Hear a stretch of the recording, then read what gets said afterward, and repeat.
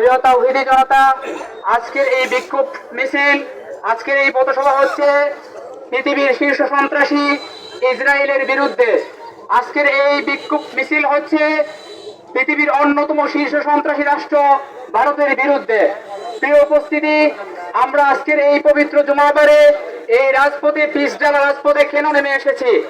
আমরা নেমে এসেছি মুহাম্মদুর রাসূলুল্লাহ সাল্লাল্লাহু আলাইহি ওয়াসাল্লামের সেই হাদিসের আলোকে। রাসূলুল্লাহ সাল্লাল্লাহু আলাইহি ওয়াসাল্লাম ইরশাদ করেছেন, আল মুসলিমুনা কারাজুলিন ওয়াহিদ, মুসলমান হচ্ছে, সারা দুনিয়ার মুসলমান হচ্ছে এক ব্যক্তির মতো। ইশতাকা আইনুহু ইশতাকা কুল্লুহু, যদি তার চোখে ব্যথা লাগে, যেমন সারা শরীর আক্রান্ত হয়, পৃথিবীর কোনো এক প্রান্তে যদি একজন মুসলমান আক্রান্ত হয়, সারা দুনিয়ার মুসলমানরা তার ব্যথায় ব্যথিত হয়। সেই ব্যথায় ব্যথিত হয়ে আজকে জুমার দিনে আমরা এই রাজপথে নেমে এসেছি। সম্মানিত মুসলিম কিরাম, রাসূলুল্লাহ সাল্লাল্লাহু আলাইহি ওয়াসাল্লাম আরেকটি চমৎকার হাদিস বলেছেন, মান রাআ মিনকুম মুনকারা, যদি তোমরা কোনো অমঙ্গল, অসুন্দর কাজ দেখো, কোন জায়গায় কোনো জুলুম নির্যাতন হয়, ফালিয়ুগাইয়িরহু বিয়াদি, তাহলে তোমাদের দায়িত্ব হচ্ছে তোমরা যেন তা হাত দ্বারা প্রতিহত করো। আমাদের ইমানি দায়িত্ব ছিল আজকে ইসরায়েলের সাথে সশস্ত্র জিহাদে অংশগ্রহণ করা। ভৌগোলিক কারণে আমরা অংশগ্রহণ করতে পারি নাই, কিন্তু আল্লাহ আমাদেরকে জবান দিয়েছেন, সেই জবান দিয়ে আমরা তার তীব্র প্রতিবাদ জানাচ্ছি।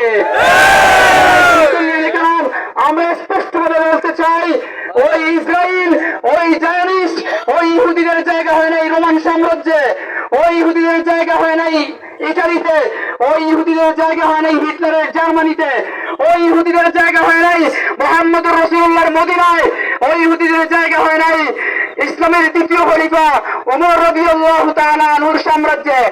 অতএব আমরা স্পষ্টভাবে বলতে চাই, আজকের ওই ফিলিস্তিনের বুকে ওই ইহুদিদের জায়গা হবে না, হবে না এবং হবে না।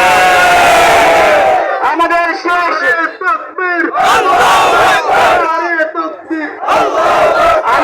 শেষ রক্তবিন্দু দিয়ে হলেও আমরা ইসরায়েলকে প্রতিহত করব।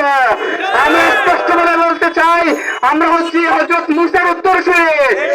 আমরা যে মুসা ফেরাউনের সাথে লড়াই করেছেন, আমরা স্পষ্টভাবে বলতে চাই, আমরা হচ্ছি নবী ইব্রাহিমের উত্তরসূরি, যে নবী ইব্রাহিম নমরুদের সাথে লড়াই করেছেন। আমরা স্পষ্টভাবে বলতে চাই, আমরা হচ্ছি নবী মুহাম্মদুর রাসূলুল্লাহর উত্তরসূরি, যে নবী আবু জেহেলের সাথে লড়াই করেছেন, উতবা সাহেবের সাথে লড়াই করেছেন। আমরা হচ্ছি উমরের উত্তরসূরি, যে উমর জেরুজালেম স্বাধীন করেছেন। আমরা হচ্ছি আইয়ুবের উত্তরসূরি, যে সালাউদ্দিন আইয়ুবী জেরুজালেমকে স্বাধীন করেছেন।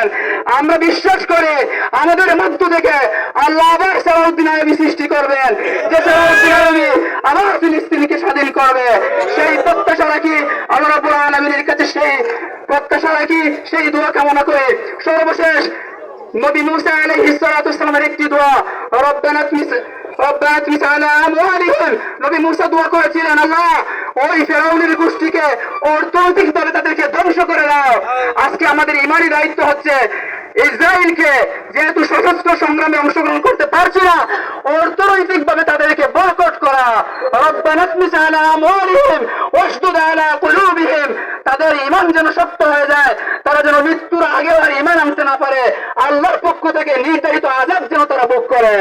সম্মানিত উপস্থিতি, আমরা আরেকটি দোয়া করতে চাই, নবী নূহ আলাইহিস সালাতু ওয়াস সালামের মতো তিনি দোয়া করেছিলেন, ওয়াকালা নূহু রাব্বি লা তাযর আলাল আরদি মিনাল কাফিরিনা দাইয়ারা, তিনি দোয়া করেছিলেন ওই কাফেরের বাচ্চাদের জন্য কোন দুয়ার, কোন ঘর বাড়ি যেন এই জমিনে অবশিষ্ট না থাকে। আমরা বলতে চাই, আল্লাহ রাব্বুল আলামিন ওই নিষ্ঠুর ইসরায়েলের কোন ঘর বাড়ি যেন তোমার এই জমিনে অবশিষ্ট না থাকে, তুমি ধ্বংস করে দাও। আমরা সর্বশেষ দোয়া করতে চাই, নবী মুহাম্মদুর রাসূলুল্লাহর মতো তিনি দোয়া করেছিলেন, আল্লাহুম্মা ইসহিম আদালা, আল্লাহ আপনি ওদেরকে গুলে রাখুন, ওদেরকে গুলে গুলে রাখুন, ওয়াকতুলহুম বাদালা, তাদেরকে ছিন্ন বিচ্ছিন্ন করে হত্যা করুন, ওয়ালা তুবকি মিনহুম আহাদা, তাদের একজনকে আপনি ছেড়ে দেবেন না। আমিন ইয়া রাব্বাল আলামিন।